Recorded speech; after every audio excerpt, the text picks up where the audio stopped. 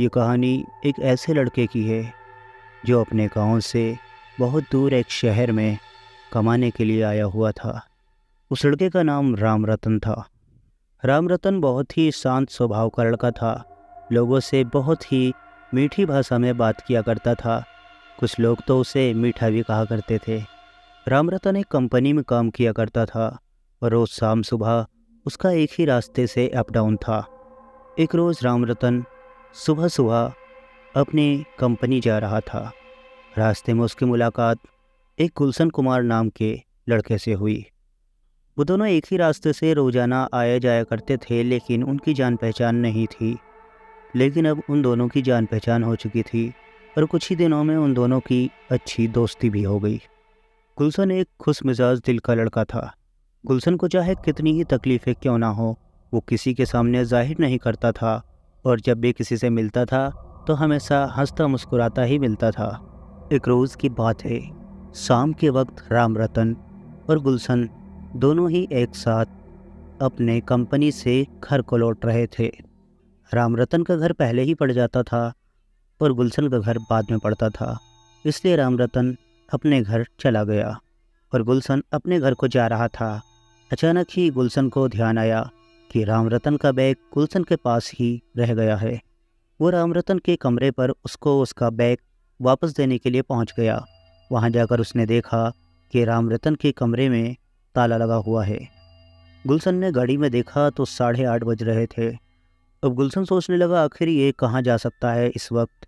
अब गुलशन ने अपना मोबाइल निकाला और राम रतन के मोबाइल पर कॉल किया, लेकिन जो बैग गुलशन के हाथ में था उसी बैग के अंदर राम रतन का मोबाइल भी रह गया था। यानी कि अब राम रतन से मोबाइल पे भी बात नहीं हो सकती थी। अब गुलशन ने सोचा कि मुझे यहीं रुक जाना चाहिए कुछ देर के लिए, इसलिए गुलशन उसके कमरे के बाहर ही बैठ गया। उसे वहाँ बैठे बैठे लगभग 1 घंटा बीत चुका था। अब घड़ी में 9:30 बज चुके थे। गुलशन को भी अपने घर जाना था, इस वजह से गुलशन वहाँ से अब खड़ा हो गया। उसने सोचा कि अब उसका बैग लेकर उसे घर ही जाना पड़ेगा, लेकिन गुलशन ने सोचा हो सकता है इसके बैग में उसकी कोई ज़रूरी या कीमती सामान हो जो उसे चाहिए हो, और उसे तो मेरा घर भी नहीं पता, तो फिर वो क्या करेगा, क्योंकि उसका मोबाइल भी बैग के अंदर ही पड़ा हुआ था। अब गुलशन ने सोचा कि उसे कुछ देर और उसका इंतज़ार करना चाहिए। गुलशन ने अपने घर पे फ़ोन करके बता दिया कि वो राम रतन के कमरे पर है। अब लगभग रात के 10:30 बज चुके थे। राम रतन बहुत ही हड़बड़ाया हुआ सा भागते हुए अपने कमरे की तरफ आ रहा था। गुलशन उसे भागते हुए देख रहा था। वो समझ चुका था कि अपने बैग के लिए ही आ रहा है। जैसे ही राम रतन गुलशन के करीब पहुंचा तो वो बहुत ज़ोरों से सांसें ले रहा था। साफ पता चल रहा था कि वो बहुत ही ज़्यादा थका हुआ है और काफ़ी दूर से दौड़ता हुआ आ रहा है। उसने आते ही गुलशन के हाथ से बैग ले लिया और गुलशन से पूछा कि तुमने इसमें से कुछ निकाला तो नहीं। गुलशन ने कहा, नहीं, मैंने इसमें से कुछ नहीं निकाला। वो फ़ौरन ही बैग की चैनें खोलने लगा और उसने बैग के अंदर से एक छोटी सी शीशी निकाली। जैसे ही राम रतन को वो शीशी मिली, वो बहुत ही सुकून महसूस करने लगा और फिर से उसने वो शीशी उसी बैग में रख करके बैग को अपने कमरे में रख दिया।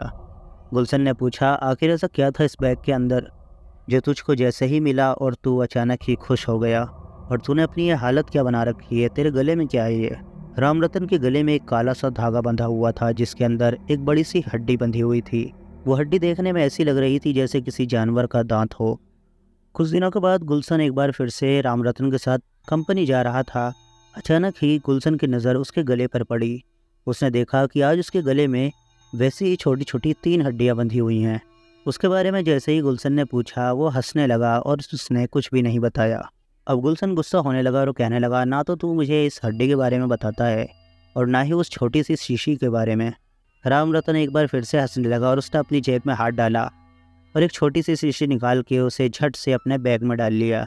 गुलशन उससे पूछने लगा, आखिर ऐसा क्या है इस शीशी में? राम रतन हंसने लगा और उसने उसे कुछ भी नहीं बताया।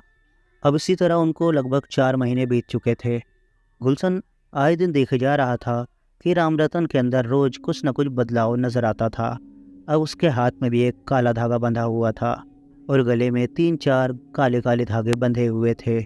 एक रोज़ सुबह दोनों ही अपनी कंपनी जा रहे थे। अचानक ही गुलशन ने राम रतन से पूछा, हमारी दोस्ती को लगभग 8 से 10 महीने बीत चुके हैं, लेकिन तू कभी भी गाँव नहीं जाता और तूने बताया था कि तेरी शादी हो चुकी है। क्या तुझे कभी अपने बीवी बच्चों को भी याद नहीं आती? गुलशन ये सवाल कर ही रहा था कि अचानक ही राम रतन के मुंह से निकला, अरे बाबा ने कहा है कि 11 महीने के बाद ही मैं गाँव जा सकता हूँ। अचानक ही गुलशन पूछने लगा, कौन से बाबा? तू किस बाबा की बात कर रहा है? राम रतन एक बार फिर से हंसने लगा और वो बात को काटना चाहता था, लेकिन गुलशन ने बात नहीं करने दी और वो बार बार एक ही सवाल पूछता था, आखिर कौन से बाबा के पास जाता है तू? लेकिन राम रतन ने उसे कुछ भी नहीं बताया। अब गुलशन के मन में राम रतन को लेकर काफ़ी सारे सवाल थे, लेकिन गुलशन का सबसे बड़ा सवाल ये था, आखिर राम रतन की शीशी में क्या है और वो कभी क्यों नहीं बताता कि उस शीशी में क्या है। अब गुलशन ने सोचा कि शायद ये शाम को यहाँ से जाने के बाद किसी बाबा के पास जाता है, या फिर ये कहीं ना कहीं ऐसी जगह जाता है जहाँ मेरे सवालों के सारे जवाब मुझे मिल जाएंगे। आज की रात मैं इसका पीछा करूँगा। उस दिन के बाद से गुलशन ने काफ़ी दिन राम रतन का पीछा करना चाहा, लेकिन राम रतन को किसी न किसी तरह पता ही चल जाता था और वो उसे अपना पीछा नहीं करने दे रहा था। इसी तरह काफ़ी दिन गुजर चुके थे। एक रोज़ राम रतन और गुलशन अपनी कंपनी के बाहर बैठे हुए थे। अचानक ही राम रतन को वॉशरूम जाना था और वो अपना बैग गुलशन को दे करके वॉशरूम चला गया। गुलशन ने सोचा, यही अच्छा मौका है, आज मुझे देखना चाहिए इसके बैग में आखिर क्या क्या है और आखिर उस छोटी शीशी में क्या है। अब गुलशन ने तुरंत ही उसके बैग की चैन खोली और सारी जेबें खंगालती, लेकिन किसी भी जेब में वो छोटी शीशी नहीं मिली। गुलशन को उसके बैग से एक डायरी मिली, जिस डायरी को जैसे ही गुलशन ने खोला तो उस डायरी में काफ़ी सारी राख थी। कुछ छोटे छोटे कोयले के टुकड़े थे और कुछ छोटी छोटी हड्डियाँ भी थीं। उस डायरी को राम रतन ने एक धागे से बांध रखा था। राम रतन की जब वो डायरी गुलशन ने खोली तो उसमें कोयले से कुछ मंत्र लिखे हुए थे। वो पेज पलटता गया और हर पेज पर अलग ही मंत्र लिखा हुआ था। फिर अचानक ही एक पेज ऐसा मिला जिस पे बड़े बड़े अक्षरों में एक तारीख लिखी हुई थी। वो तारीख थी 11 तारीख 11वां महीना सन 2013, रात को 11:11, दिन सोमवार। गुलशन ये सब पढ़ ही रहा था कि अचानक ही वहाँ राम रतन आ गया। राम रतन ने जैसे ही उसे वो डायरी पढ़ते हुए देखा, अचानक ही उसने गुलशन के हाथ से वो डायरी छीन करके अपने बैग में रख ली और कहने लगा, तुमने मेरा बैग क्यों खोला? अब गुलशन राम रतन से हंसते हुए कहने लगा, आखिर तूने अपने बैग के अंदर क्या कूड़ा कबाड़ा भर रखा है? मैं तो यही देखना चाहता था। और वो छोटी शीशी कहाँ गई? उस शीशी का नाम लेते ही एक बार फिर से राम रतन मुस्कुरा दिया और उसने गुलशन को उसके बारे में कुछ भी नहीं बताया। रात के वक्त अपने घर में गुलशन पूरी रात यही सोचता रहा कि आने वाली 11 तारीख को ऐसा क्या होने वाला है, या फिर आने वाली 11 तारीख को रात को 11 बजे राम रतन को कहाँ जाना है, जो उसने ये तारीख कोयले से लिख रखी है। देखते ही देखते वो 11 तारीख भी आ गई। 11 तारीख के दिन कंपनी से राम रतन और गुलशन दोनों साथ में ही निकले थे, लेकिन आज सब कुछ ठीक ठाक था। सिर्फ राम रतन के चेहरे पर बिल्कुल भी हंसी नहीं थी। वो कहीं की जल्दी में था और वो गुलशन से बार बार कह रहा था, मुझे जल्दी घर जाना है। आज गुलशन ने सोच लिया कि आज कुछ भी हो जाए मैं राम रतन का पीछा करूंगा, आखिर ये जाता कहाँ है, या फिर रात को 11 बजे ऐसा क्या करने वाला है ये। आज के दिन गुलशन राम रतन का पीछा बहुत ही होशियारी से करने लगा। राम रतन आधे रास्ते से ही एक दूसरी तरफ मुड़ गया। वो अपने कमरे पर नहीं जा रहा था। उसने एक ऑटो किया, गुलशन ने भी एक ऑटो किया और उससे कहा, इस ऑटो का पीछा करते रहो। राम रतन उसी ऑटो से लगभग 1 घंटे तक चलता रहा। वो ऑटो एक ऐसी जगह पर जाकर के रुक गया जहाँ दूर दूर तक कुछ भी नहीं था। वो एक बहुत ही चलने वाला हाईवे था। उस हाईवे के किनारे सिर्फ जंगल ही जंगल था और कुछ भी नहीं था। गुलशन ने भी कुछ दूर अपना ऑटो रुकवा कर और वो उतर करके उसी जंगल में चला गया और वहाँ से छुपकर वो देखता रहा कि आखिर राम रतन कहाँ जा रहा है। राम रतन उस जंगल के रास्ते से चलते चलते एक ऐसी जगह पहुँच गया जहाँ पर एक बहुत ही पुराना शमशान था। रात के 9:30 बज चुके थे।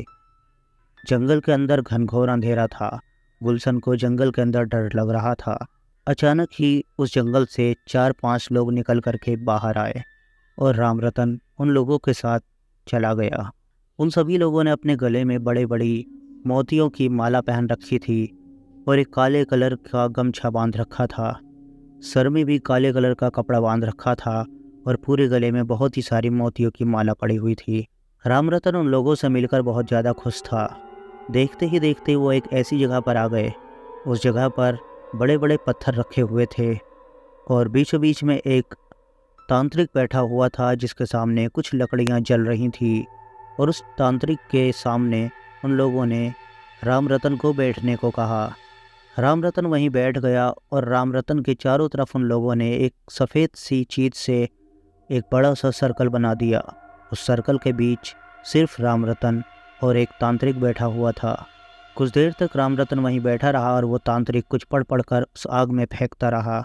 और फिर राम रतन खड़ा हुआ और उसने अपने बैग से एक काले कलर की धोती निकाली और अपने सारे कपड़े उतार कर उन लोगों की तरह एक काले कलर की धोती बांध ली और सर में एक काले कलर का कपड़ा बांधकर और गले में खूब सारी मोतियों की माला डाल ली।